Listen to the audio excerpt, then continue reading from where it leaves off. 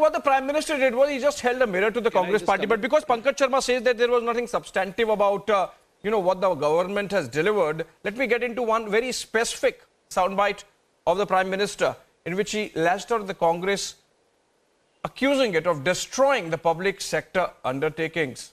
And the Prime Minister, in fact, stated how the turnaround of the PSU space is something which is a classic example of what the government can do if it is above corruption. Let's listen to that and then I come back to Pankaj Sharma. आदरणीय सभापति जी, मैं तो आजाद भारत में पैदा हुआ हूं, मेरे विचार भी आजाद हैं और मेरे सपने भी आजाद हैं। तो गुलामी की मानसिकता को जीने वाले हैं, उसके बाद और कोई चीजें नहीं है, वही पुराने कागज लेकर के घूमते रहते हैं। आदरणीय सभापति जी, कांग्रेस ने कहा कि हमने पीएसयू बेच दिए, पीएसयू डुबो दिए, बाती की बातें यहां सुन और वरिष्ठ लोगों के मुंह से सुन रहा था। अब प्रचार किया जा रहा है पीएसयू बंद हो गए, पीएसयू बंद हो गए। अब उनको तो याद भी नहीं होगा क्या है, बस किसी ने पकड़ा दिया, बोलो 2014 में देश में 234 पीएसयू थे, 234 2000 उनके यूपीए के 10 साल के कालखंड में। अब 14 में जब उन्होंने छोड़ा 234 आज 254 है।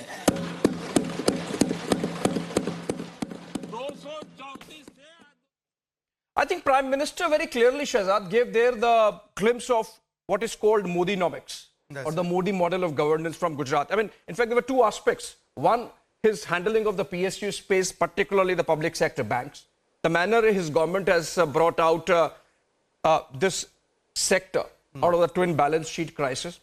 And he gave numbers, right, Pankaj Sharma? So let me just you were saying seconds, if I can just quote. Yeah. These are the same people who said that debt to LIC, debt to SBI. Today SBI has become the biggest company in terms of market cap. LIC has also overtaken and LIC is also doing fantastically. And in fact, 234 PSUs are now 254. The net asset value of these PSUs, so net worth, has grown from 9.5 lakh crore to 17 lakh crore, and their profit has increased from 1.15 lakh crore to 2.5 lakh crore. Okay. This is Modi है तो मुमकिन है. And by the way, Pankaj Sharma ji वो cap हटाने की बात कर रहे थे राहुल जी. 2004 से 14 आपकी सरकार थी, 92 का इंदिरा सानी जजमेंट था, तभी हटा देते ना कैप. 92 में हटा देते, 2004 से 14 में हटा देते 50% cap. Pankaj Sharma, please respond. You are giving a slow poison to PSUs. Tell me the number of loss-making PSUs now. You know that central PSUs in last 5 years have lost more than 1.5 lakh crore.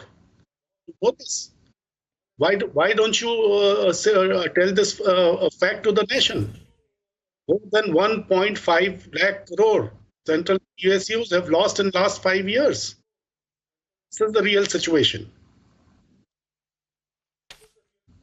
I mean, what is slow poison, Pankaj Sharma? I mean, for example, when the Prime Minister says that the net worth of PSUs has almost doubled from 9.5 lakh crores when his government took over to 17 lakh crores. I mean, is that slow poison? The fact that PSU's net profits, which stood at about 1,25,000 crores, are effectively doubled at 2,50,000 crores. Is that slow poison? I mean, when you say that the Prime Minister when the Prime Minister sets political agenda of the debate, you say there is nothing specific. When the Prime Minister gets into the specifics, you say, oh, this is slow poison. The same slow poison could have been given by the UPA governments also, for example, Pankaj Sharma. But then let Abhishek Sudhir respond to this. Abhishek Sudhir, you think this part of the Prime Minister's address was clearly about Modinomics and the Modi model of governance, where I think he showed the contrast of what a UPA led by the likes of P. Chidambaram and an economist Prime Minister delivered vis-a-vis what he has delivered in 10 years, bringing the economy from being 11th to 5th and 4th vis-a-vis the UPA, which could just barely manage 12th to 11th, right? Abhishek Sudhir? Well, of course, the economy has grown. Nobody can deny that. But if we have to have substantive debates on issues, I don't think resurrecting the ghost of Nehru and a letter he wrote some 62, 63 years ago is going to really, further, the debate. Look, the simple point, Abhishek, I just want to come back to the reservation issue. Why can't we have a debate on reservation? The Prime Minister is saying the Congress is against reservation. The Congress is saying, Rahul Gandhi is saying we'll lift the 50% cap. Look at what is happening in Maharashtra. You should get the view of the BJP spokesperson. The majority Maratha community is now going to be given reservation. There is a division in the NDA government, right, in Maharashtra, right, where the OBC leaders in the NDA government are saying we are opposed to this reservation. Everybody is looking to take political advantage from reservations. Reservations are now becoming the norm. Reservation is becoming the rule, not the exception. There has to be a debate on this. And you're talking about PSUs. If you keep increasing reservations, where is the room for merit? Where is the room for merit in jobs? Abhishek, very simply, look. No, Abhishek, answer the question about the Maratha reservation. Please answer that question. Including Tamil it's a Nadu, simple question. What is the view of the national party? In fact, if you go by the caste survey that was brought in by the Nitish government, it was adding up to more than 100%. What are you saying? Anyways, let me just make my point. My point is that if Tamil Nadu could have it more than 69%, 2004 to 14, there was a UPA government. Why didn't they do it then? Were they not aware of the issue? Were they not having the power to do it? At that time, they had all the Okay, fair enough. What is the view of the Maratha reservation? PSU issue. I think Prime Minister has set the record straight on this, on the issue of reservation. But Anirban, one very important aspect on which I think you would agree with the Prime Minister, at least for once you might, right, Anirban? Prime Minister began by quoting Mamata Banerjee, but he also mentioned cooperative federalism. The fact that he has had 20 meetings with the chief ministers, 20 physical meetings with the chief ministers, right? This is apart from the one-on-ones he might have had. He said that I draw from my own experience as Gujarat Chief Minister and I know what it means to be a Chief Minister and how the centre should be helping. So I think, like in the case of Bengal, so in the case of Karnataka, so in the case of Tamil Nadu, the Modi government has really focused on assisting the states whenever, wherever, in whichever manner they have needed. Okay, during the COVID period, the BJP government, or rather Mr. Modi himself, actually took advantage of the situation and built and created a fund called the PM Cares Fund, which is out of public scrutiny. Nobody knows whatever goes in, what goes where, what comes out. Nobody is aware of the fact because the CAG cannot audit it.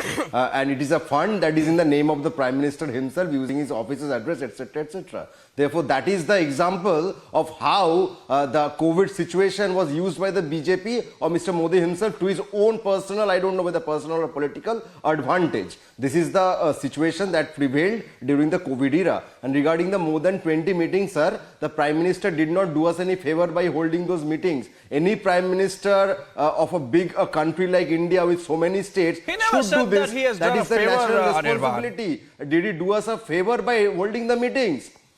And in spite of holding all those meetings, what we saw that in Uttar Pradesh especially, dead bodies were floating in the river Ganga. Least of all the Prime Minister, those were just cows and nobody buffaloes. said that, least of all the Prime Minister, that it was any kind of favor. I think the Prime Minister was very clear that he drew from his own experience, and he narrated a very painful occasion where Surat was having floods. I was in fact there in Surat covering those floods when the Prime Minister thought that when the Prime Minister as then Chief Minister thought that then Prime Minister Manmohan Singh would be coming, but then on somebody's advice, Prime Minister alluded to the NAC. Manmohan Singh flew over Surat and did not come. But I think I unfortunately run out of time. Interesting setting of the agenda by the Prime Minister, and we are, of course, immediately after this heading into the political campaign. We'll keep coming back to these conversations over the next 2-3 months. Thank you so much, friends, and of course my guests from Ishkaran Bandari, Shehzad Poonawala, Pankaj Sharma, Abhishek, Sudhir, and Anirban for joining us.